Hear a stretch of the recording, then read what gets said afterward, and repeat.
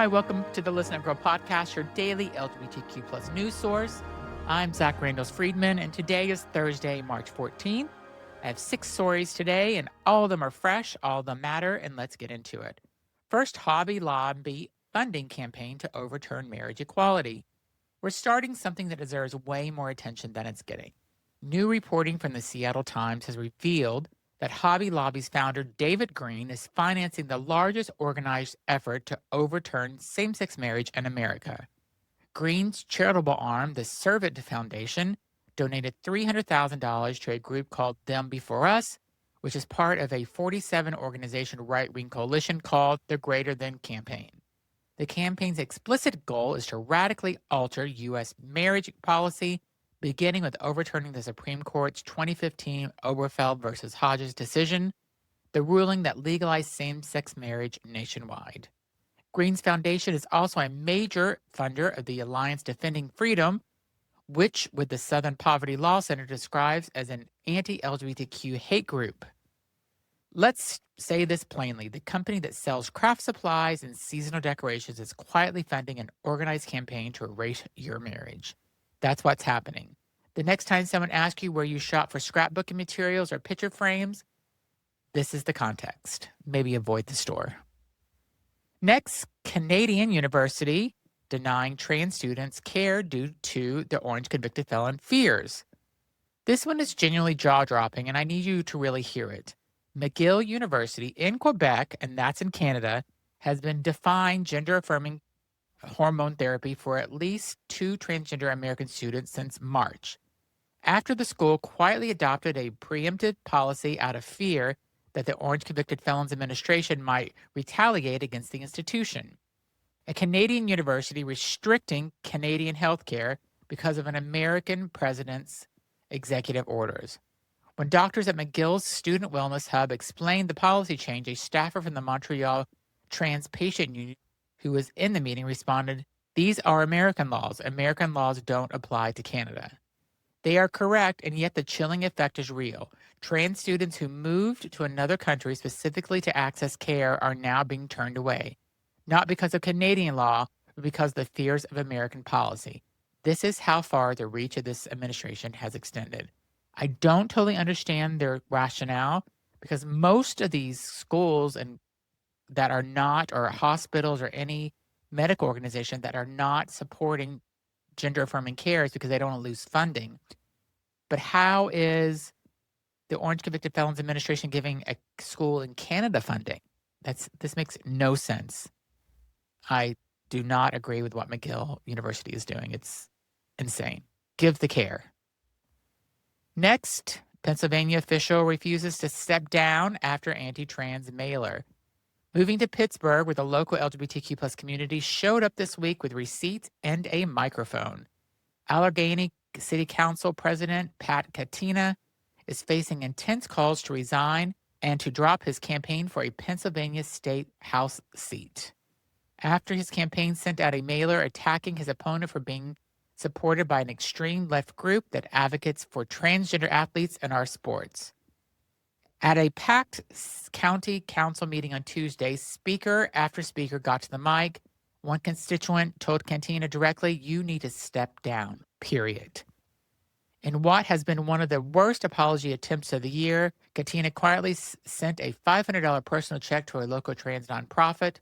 They sent it back.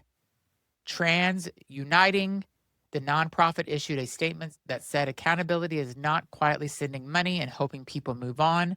Accountability is sitting down with the people you've harmed and truly understanding the consequences of your action. Our community is not for sale. A vote to strip Cantina of his council's president seat is now being organized for the May 26th meeting, and we will be watching. Next, major doctor groups reverses stance on trans youth health care.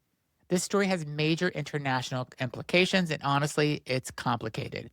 The British Medical Association, the trade union for doctors in the United Kingdom, representing 190,000 physicians, has reversed its previous position, and now it's backing the controversial CAS review, the 2024 report that recommended dramatically curtailing gender-affirming care for young people in the UK.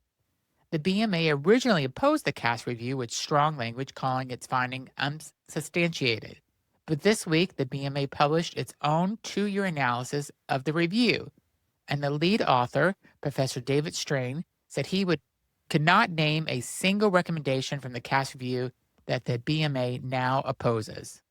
Here's the important nuance. The BMA is still opposing the government's outright ban on puberty blockers, saying the prescribing decision should belong to the doctor, not politicians.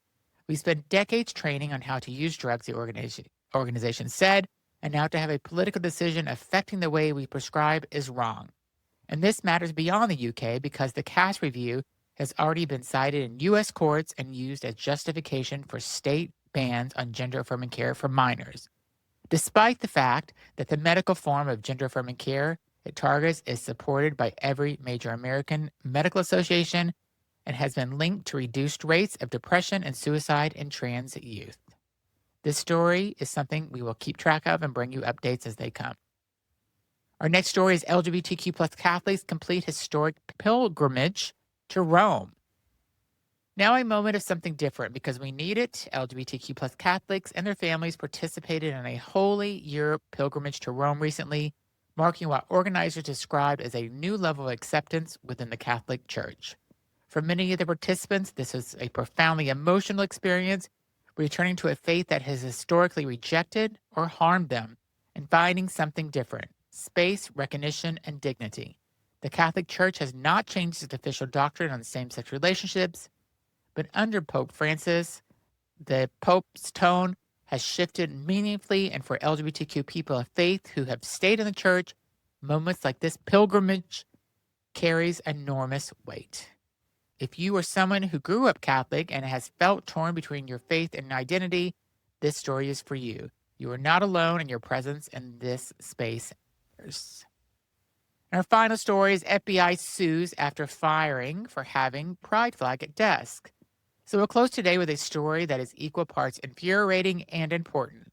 A 16-year FBI employee has filed a lawsuit alleging he was fired last month because he had a pride flag displayed near his desk. 16 years of service, a pride flag at his workplace, gone. This is not an isolated incident. It fits squarely into the broader pattern of federal agencies systematically removing LGBTQ employees, symbols, and visibility from government spaces.